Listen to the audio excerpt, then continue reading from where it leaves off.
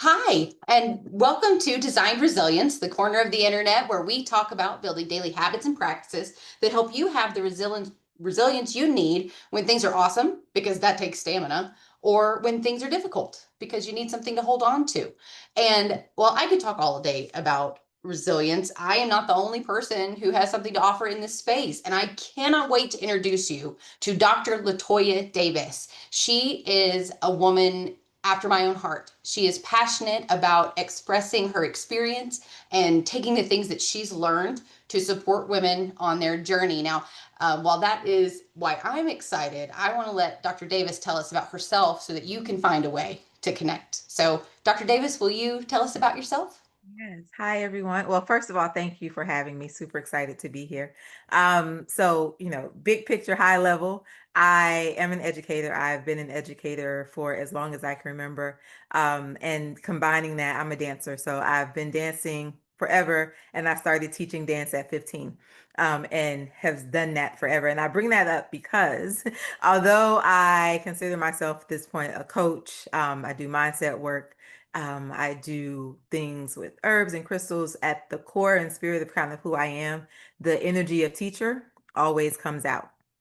And it's really interesting because it's only been in the last, I would say, year and a half that I've leaned into this notion of being able to openly call myself a spiritual teacher, which is when I started telling my students, they were like, well, what were you saying before? I don't know. I don't know. So that's what I do. I help people really identify where they are operating in limiting beliefs, be they passed down, things that we've inherited from society, things that we've just are operating in from our own lived experiences. And I do that through a multitude of ways, kind of bringing in, I like to say, in my toolkit. So I'm an energy worker, through Reiki, just all of the things. Pretty much, if you name it, I have probably studied it or done it.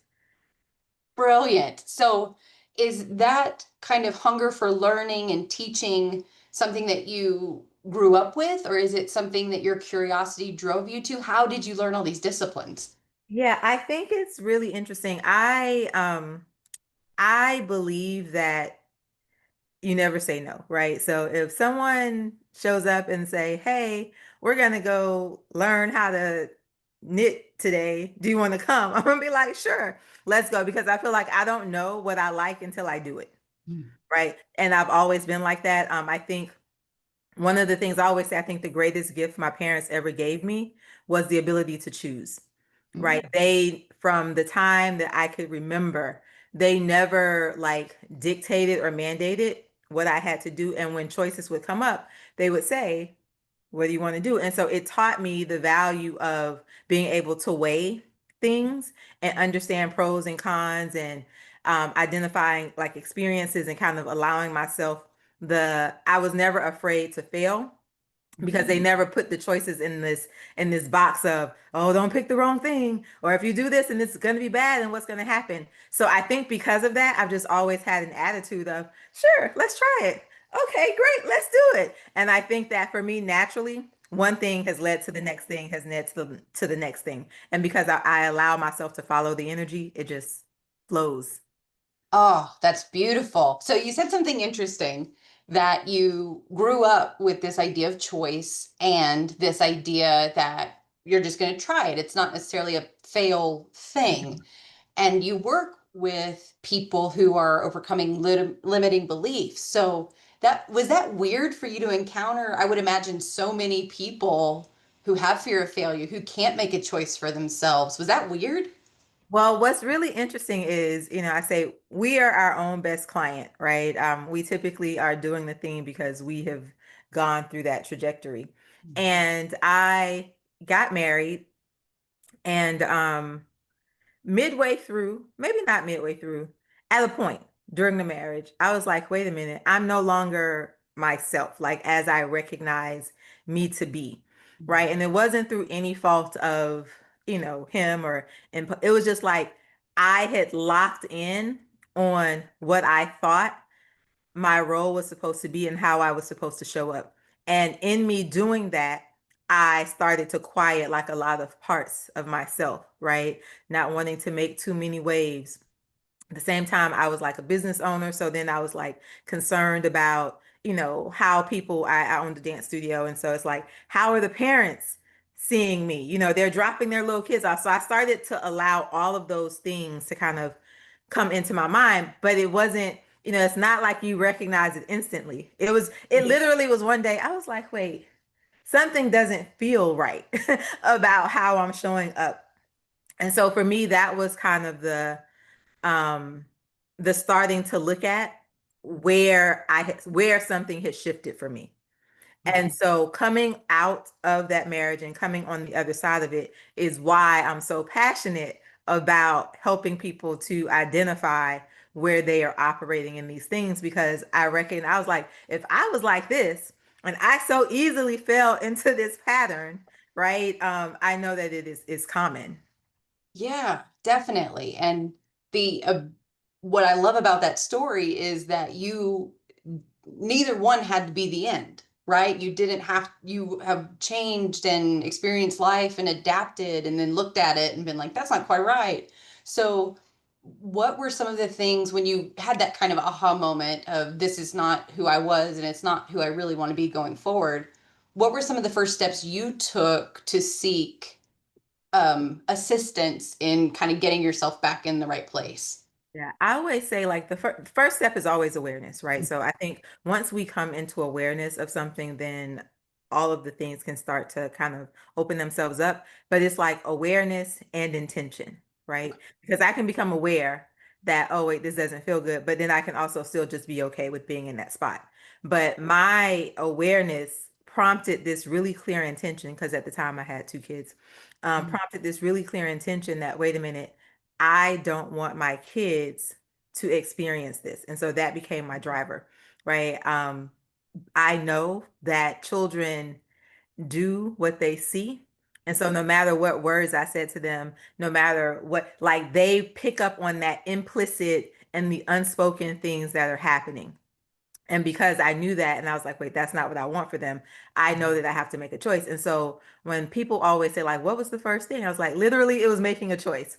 And I know, like, to some people, that seems really like simplistic, but making a choice isn't always easy, right? Because, like I said, sometimes we are aware, but it's like, yeah, this is still more comfortable, Mhm. right, than disrupting the system or doing the work or kind of going internally. So for me, once I made the choice that I didn't want my kids to, kind of have the same type of reality, Mhm. I had to be okay with questioning myself, right? Okay. And the first question that I started to ask myself was, why was I okay with accepting things that didn't feel good? Mhm. Um, and that question just kind of continued to open Pandora's box. It's like, well, why are you okay with waking up every morning at 5 o'clock to do these things when you're tired and y'all both went to bed at the same, like, why is that okay? Right. Right. And so just going down that questioning loop of why every time an answer came, but why? And so it really was a journey of self discovery Mhm. at first. And in that process of self discovery, as the answers started to unfold, it was like beliefs. I started to, oh, wait, no, this is a belief that I hold. Oh. Right. And simultaneously, around that same time when I was going through that process, I had they have like your sister circle group. Mhm. So that was happening. We had a WhatsApp group. And in the WhatsApp group, someone had said, I had this Akashic record reading. And I was like, I don't know what that is, but like a few other people did it in the group and everybody was like, oh, this was great. And so I said, I too shall do it. And it really was the most like there was no website for the person. It literally was you sent a text and she scheduled you, and that was how it worked. But it was the most profound thing that could have happened for me, because what it did was, so because I had already kind of started this exploration of the why, trying to understand why patterns, why I was allowing certain things to take place. What the Akashic Records session did, and I'll give a background on that shortly, but what the Akashic Records session did was the lady, she started talking to me about patterns and Mhm. like why at soul level I would be predisposed to like making certain choices or certain lessons that I, had chosen to come and experience and to have and all of these things. And then it just started to like click for me Wow. because it was very much in alignment with the stuff that I had already been uncovering. And so I think it took it from out of a, this is me making this up, or oh, this isn't real, to wait a minute, there might be some validity here. Okay, let me continue to explore this.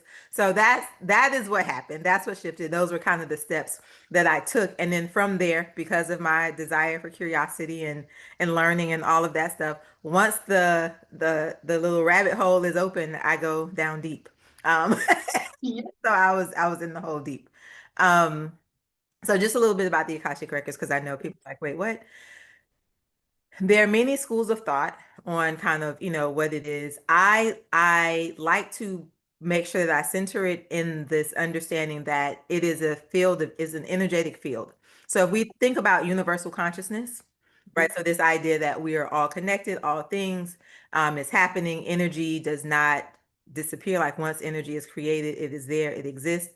Um, and if we kind of just expand that out a little bit, we know that there is no thought, habit, pattern, behavior. Nothing is new. Right. And so us as souls, we continue to kind of come back and have these experiences, the idea of reincarnation, right? Yeah. And I was familiar with reincarnation, but what I had never thought of in reincarnation, like in my mind, like, okay, I'm going to live right now. I really don't know what I thought about it. Now that I say that, I'm gonna live and then I'm gonna die and I'll come back maybe as a bird. I don't know. Right. Sure. But in this idea of looking at it through the Akashic records, is that when you come back, you're still coming back with the experiences. Like the soul still has the imprints from these experiences. So some people talk about karma, right? It's like, Mhm. oh, this past life or this karma, right? So this idea that some of these things just kind of continue with you. And even in this life, the choices that I make are continuing with me. So the Akashic records, I brought it back. The Akashic records allow us to be able to kind of tap into this energetic field where Mm. all past, present, and future possibilities exist to Mhm. understand our soul at soul level and some of the choices and things that we've made.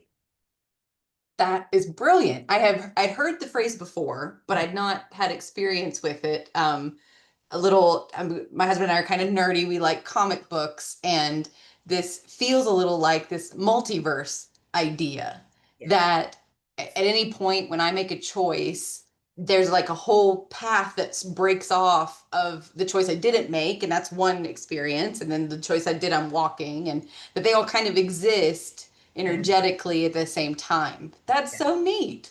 yes, yes. I always So say, no one has ever seen this movie with me. And I'm like, I know multiple people had to see the movie because it exists, but Men in Black 3. Have you seen Men in Black 3? yeah, yeah. Great. You're the first person. Everybody Okay. like y'all are acting like the movie never came out. So there was a character in Men in Black 3, and I'm horrible with like the characters' names, but he was the one who, like, if someone came into the bar, he was like, oh, if they walk into the door to the right, then we need to go to the left. Or if they, walk pour this drink, oh, then we need to do this. So it's like he could see all of the field of possibilities, and then based on like which path or pattern someone picked, knew what kind of steps would precede that. So that's one of the ways that I kind of look at this information kind of in the field of the Akashic records. But he was always looking forward, but all of it exists. So the past, the present, and the future, they're kind of all there at the same time, and we're able to access that to help us move forward.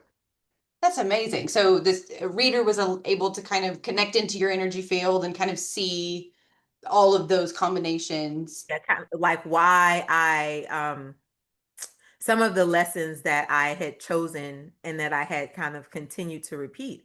And ironically, one of them, or the main one, was really self-sacrifice. And mind you, and what made it great was because she didn't know me. Telephone, text message, phone call, right? That was the entire scope of our experience. Wow. And she said, that I had had a history in past lives of choosing the other person, like over Mhm. my own needs.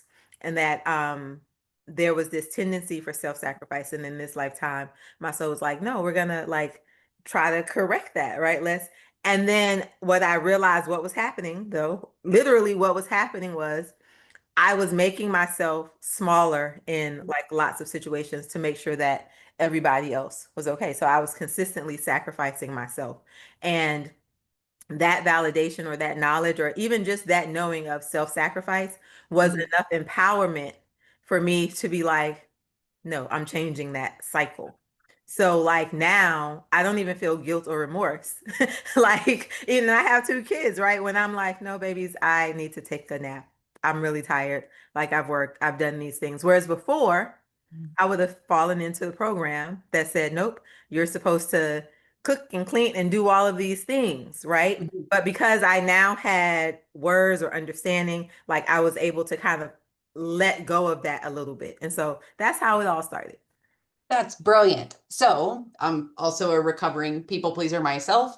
And one of the things that I told myself to make it okay that I was suffering in that way was that it served me well. I have a job, I have a relationship, I have friends. I have the trappings Hmm. because I'm acting this way Hmm. to that I want in my life. And there was a fear that if I changed, that I would all that would just follow, right? Because your my brain catastrophizes. It's not that there's like this incremental change, it's that it goes from all to nothing. Yes. Did you have any sense of that, or was this conversation the clarity like, no, I really need to break this cycle?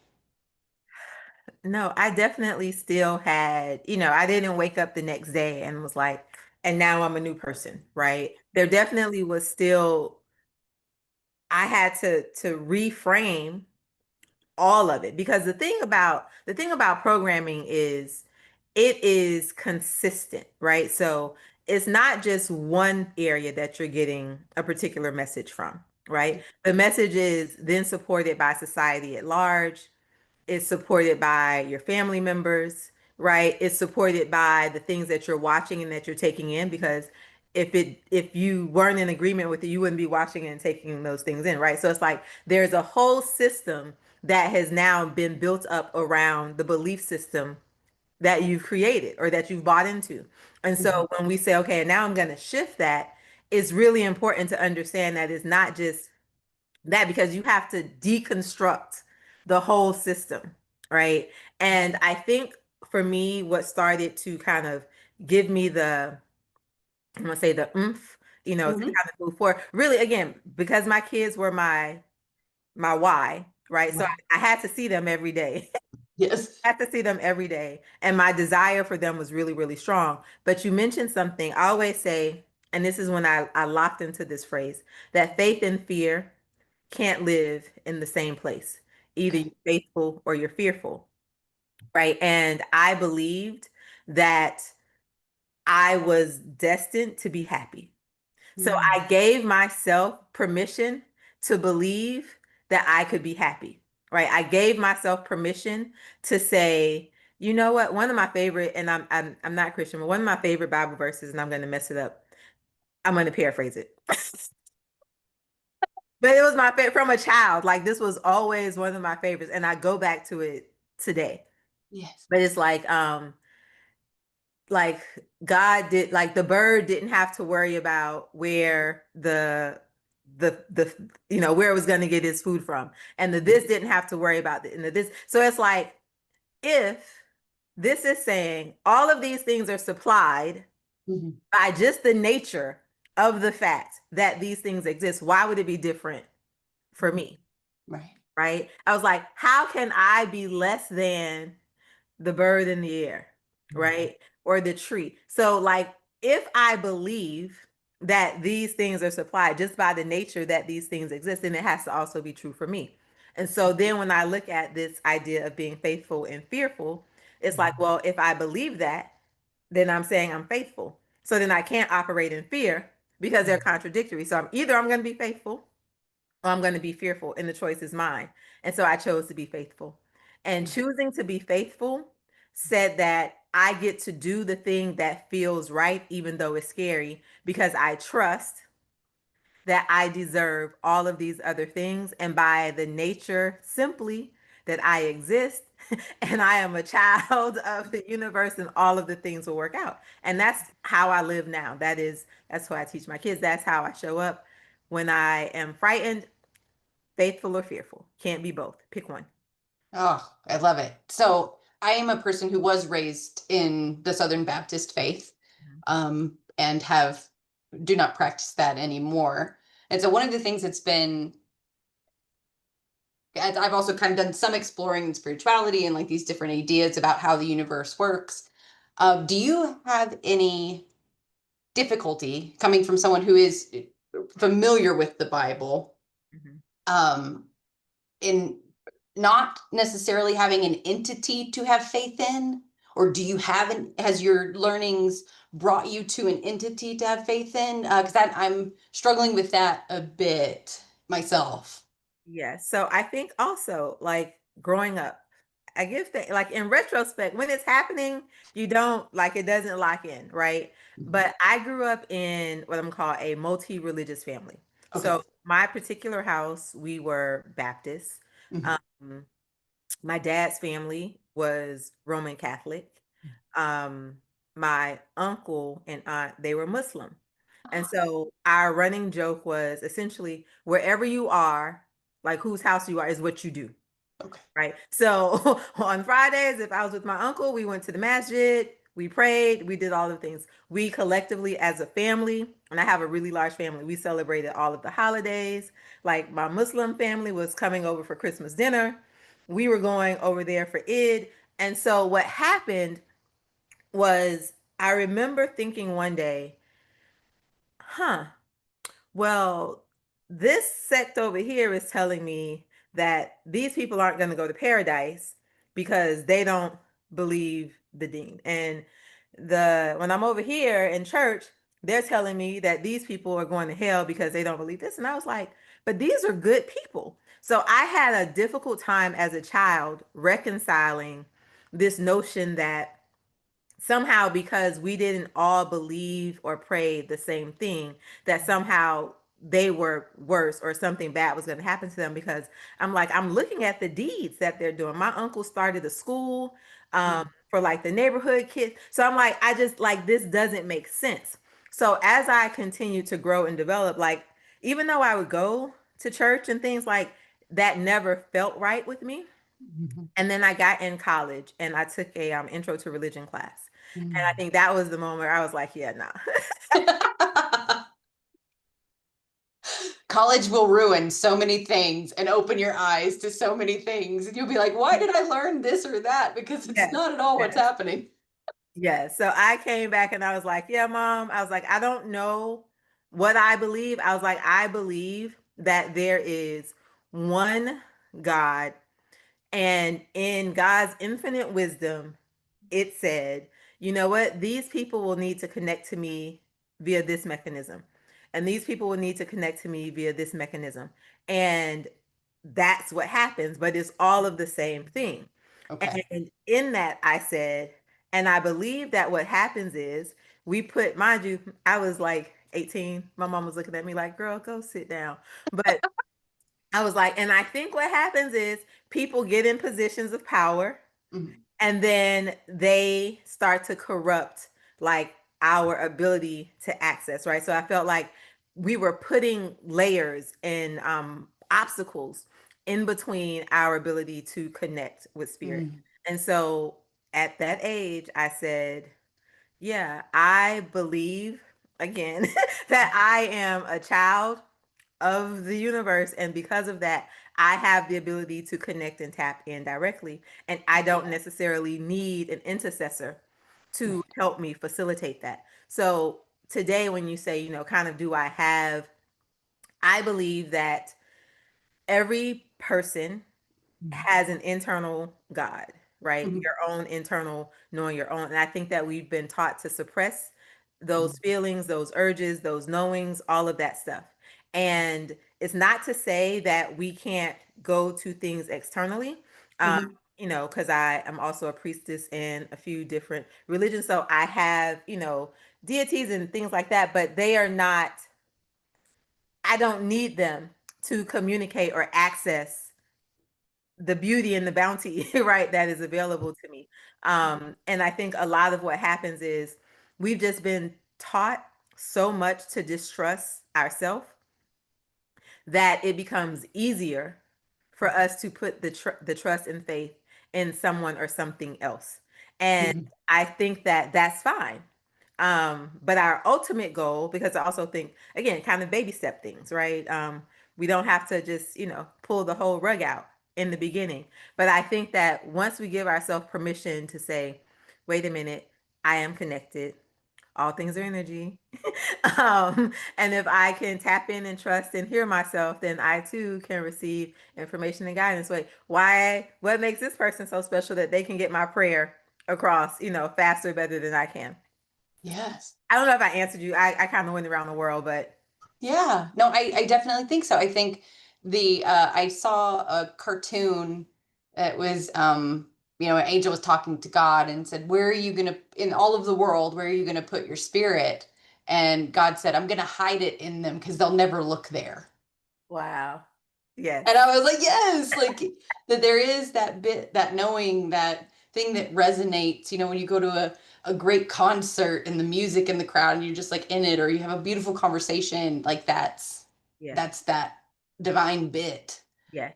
Um, and I think what I've loved so far is there's this parallel of faith and life. Mhm.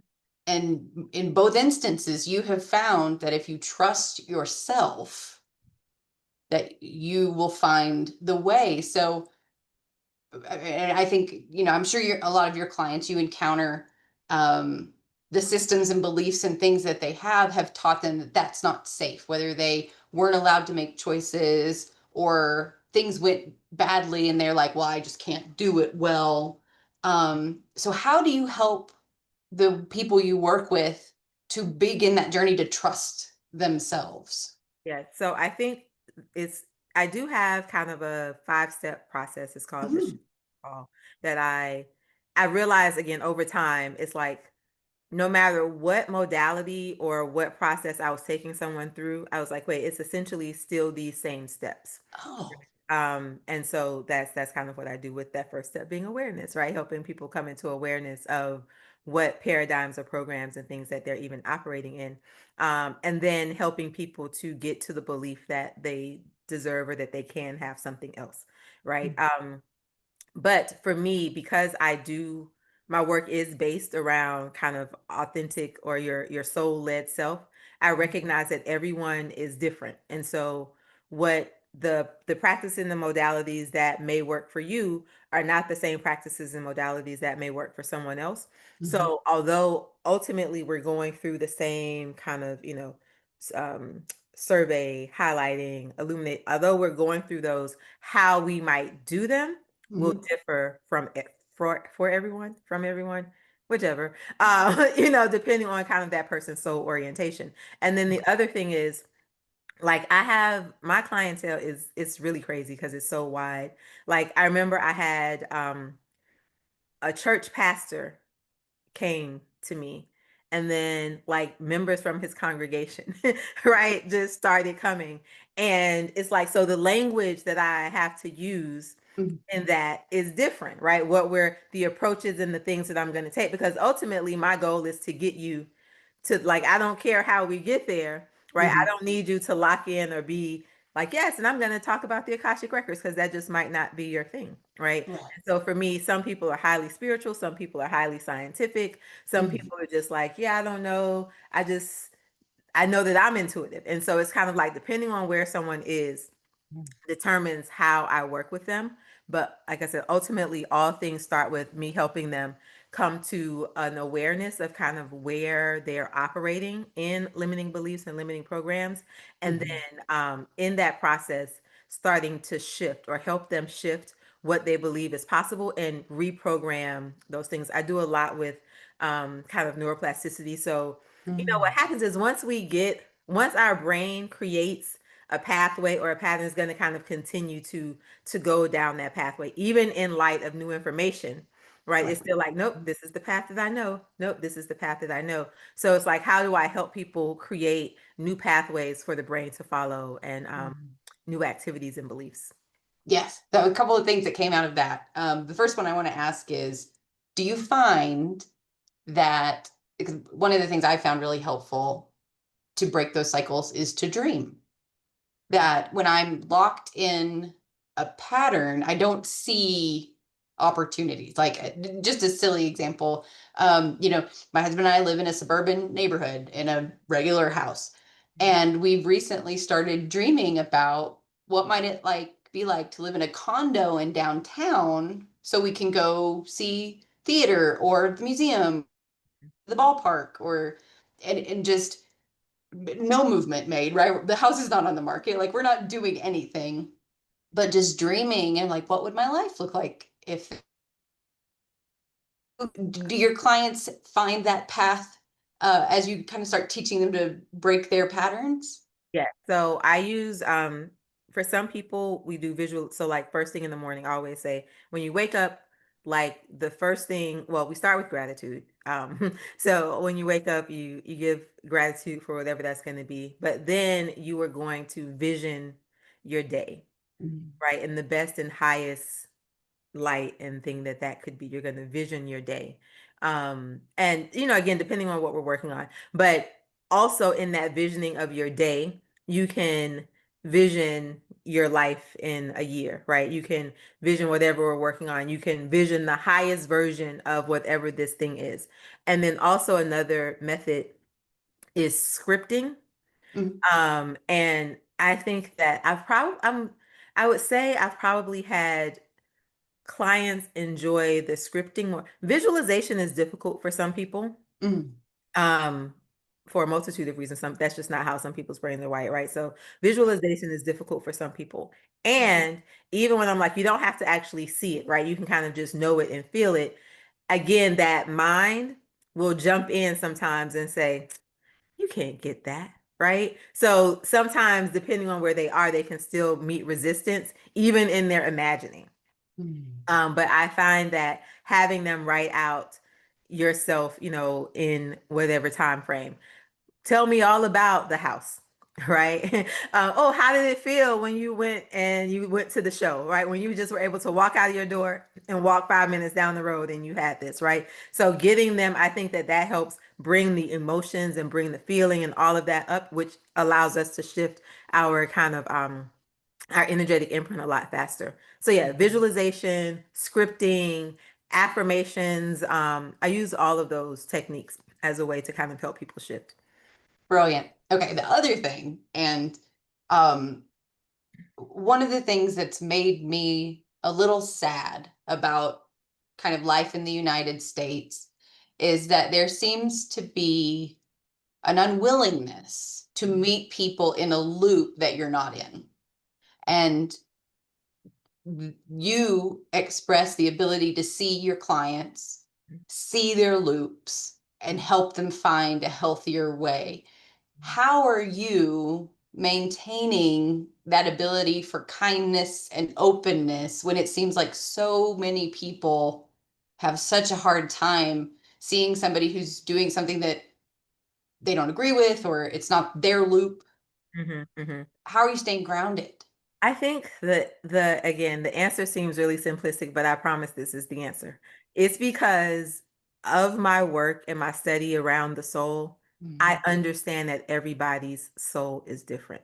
It's mm, like the lessons you chose, the experiences that you chose, like you chose them for a reason. So it's like, so what right do I have to be mad at you or judge you for the things that you chose? So again, the question then comes to me to say, mhm, what role am I supposed to play mm, in your experience, right? So then it shifts me out of that position of needing to be the judge and the jury.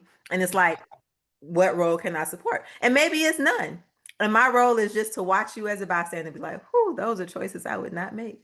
But again, because I don't feel like I have to take ownership of them, Yes. Like because Yeah. I've been able to completely detach myself from the people and the things. And yes, we're all connected because all things come together. But my connectedness is how are we intersected, right? Mm. Versus how like I'm not a passive participant. Like we Hmm. didn't just meet randomly, right? Right. There Yeah. is something here. And so if I can just tap into the why am I here? What is my energy supposed to contribute to this scene? What is this? And it allows me to see you differently.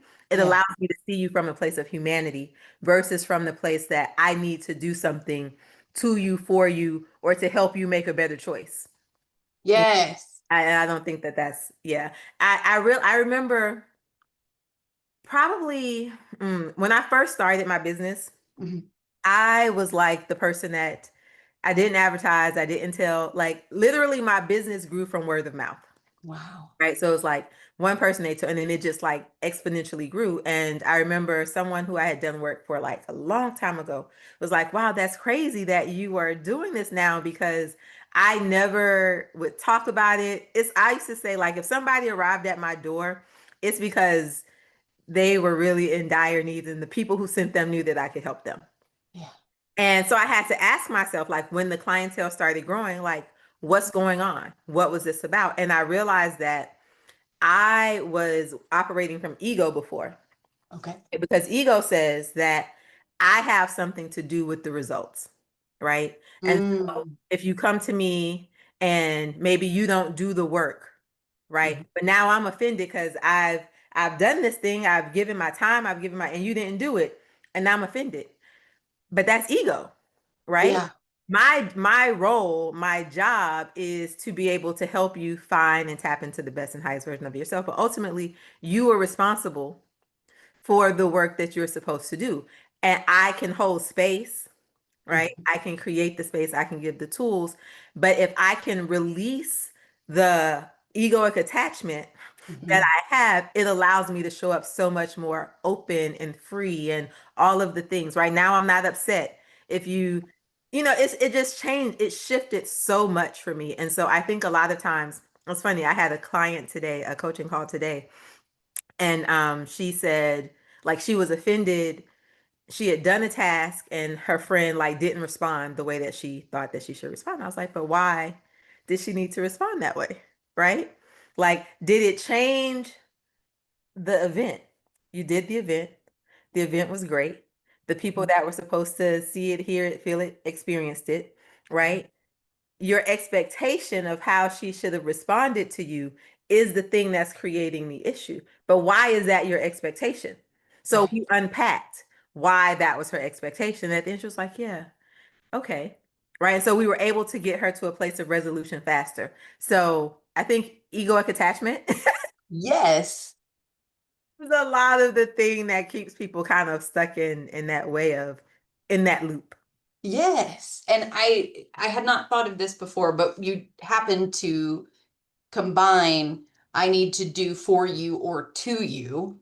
And I don't think that people would necessarily on their own pick up that both are ego. If you're in a subservient position, like you mentioned, kind of being in your marriage and in your business, that's just as much ego as I have to change the way you are operating, or I have to, you have to respond to me differently because I'm Yes. whatever. Um, and then the freedom that comes from just breaking that off. Yes. Oh, it's Freedom amazing. part is the best part. I Part is definitely the best part. Yes. have Yeah. no doubt that you celebrate when your clients get to those Yes. places. So, what behavior changes, what Mhm. feelings, what freedoms do your clients find that you get to celebrate when they've kind of walked through these processes? Yes. So I just came back from, and it's funny, I just came back from Brazil. Oh, When you talked about like, kind of being here in the US, my mind instantly went back to like the differences just in kind of how we show up in general there. But I yeah. had a retreat in Brazil, so two different groups of people, and it was great because I got to be in very close, day-to-day proximity with people who have been my clients in various capacities, but I never like met them, right? So it's on the phone, or a few of them we had done like kind of longer term group coaching programs, but some of them were just like, here's the thing, working through it. And so being in space with them and watching them talk to each other and hearing their revelations, I was just like, y'all, my heart is so full, right? But a lot of it really is the ability to let go, right? The Mm, ability to trust. A lot of my clients leave with that sense of now I can kind of trust what's coming up for me and I can follow that. So mhm, the faith and the confidence to follow, again, what I call soul led days. Our goal is to have a soul led day. mhm. And so for them to do that and to have a soul led day means that I don't have to be in control of what the outcome is going to be. I trust that the next thing is going to be the right thing. And so Mm, watching people walk in that energy frees them up so much. They make decisions a lot faster, mhm, right? They and this is a bad business model, so I tell people like, I don't know, right? Because I don't encourage you, like I don't want you calling me all the time for a session. Right. If right. we're not in a coaching, a coaching package when Mhm. we're actively trying to work through something and get you to the next thing. But at the end of that, you should be able to say, do that self-awareness. Okay, let me utilize a skill. Okay, let me make a choice. And now if I'm stuck, right, Right, let me come and come to you and get guys and figure it out. But that should not be step one. And right. so I find that, I have clients now that kind of just call on their birthdays to get, Oh. and that makes me feel good because I'm like, yes, I'm doing great, right? I've had clients who have been able to shift their work relationships. So Mhm. like people who were not happy at work, making not a lot of money, doing all of the labor, right? Yeah. Without the compensation for it, being Mhm. able to shift their financial bracket, create have less work, make more money, interpersonal relationships, that's a really big one. Yeah. People being able to kind of create and enforce boundaries, particularly in families.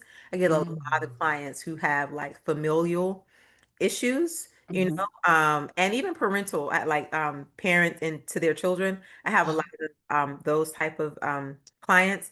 And so for me, them creating boundaries, putting themselves first, making the choice and not feeling guilty, not withdrawing, but being okay to show up authentically, it's like nothing else is better than that for me.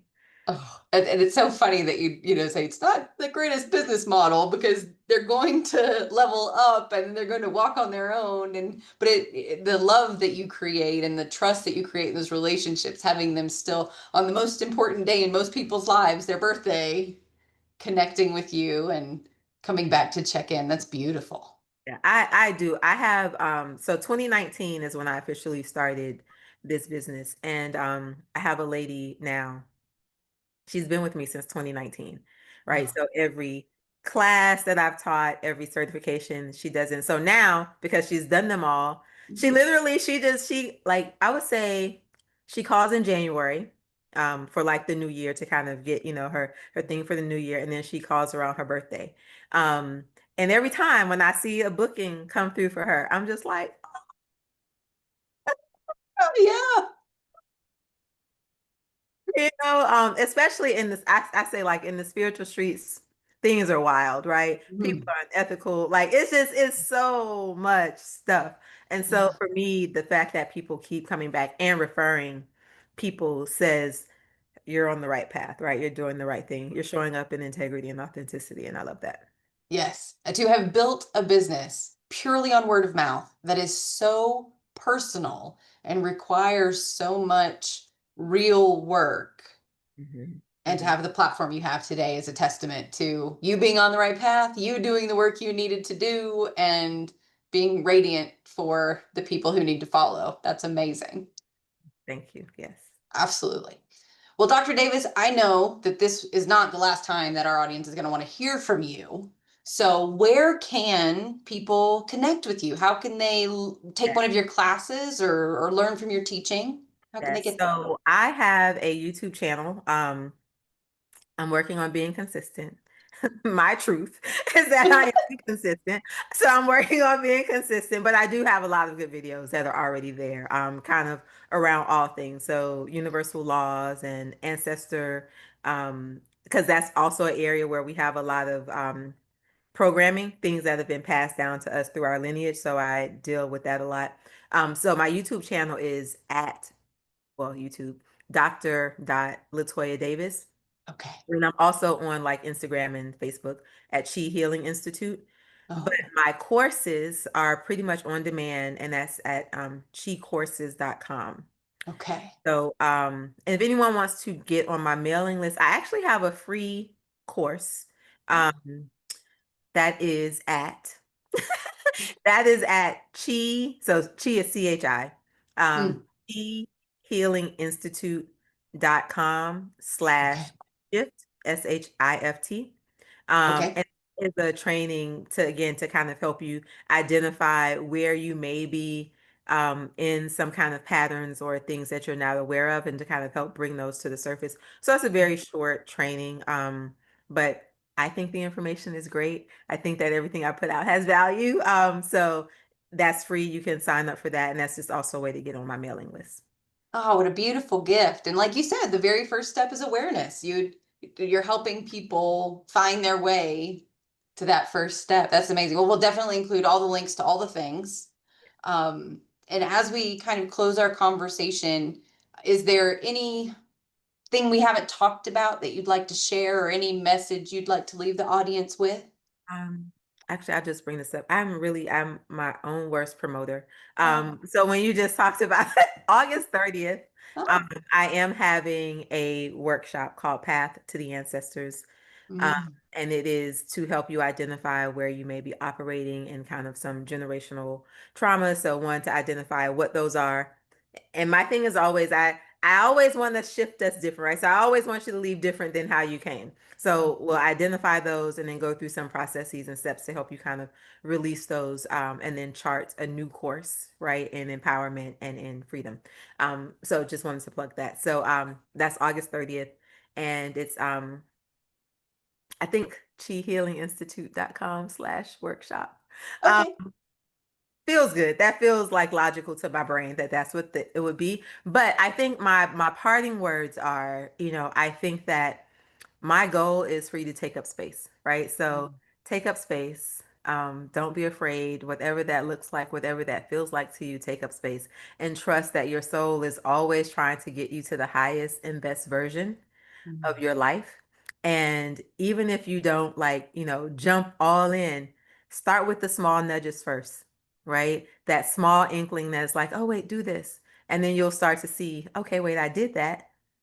Things didn't collapse. We don't have to catastrophize, right? Things didn't collapse when I did that one little thing. Wait, let me do this next thing. Okay, wait. And so you'll start to build the muscle to trust that knowing. And then you can see the beautiful fruits that start to ripple out from just following those urges. So take up space. And I always say, you deserve to live a life that lights you up from the inside out.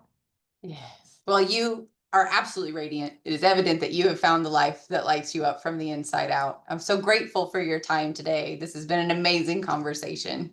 Yes, thank you very much. I've enjoyed it very, very much. Wonderful. Well, we hope you found this helpful. Check the description box below for links to all of Dr. Davis's resources, and make sure to sign up for that Path to the Ancestors on August 30th. We'll have that information there for you. And we'll see you next week.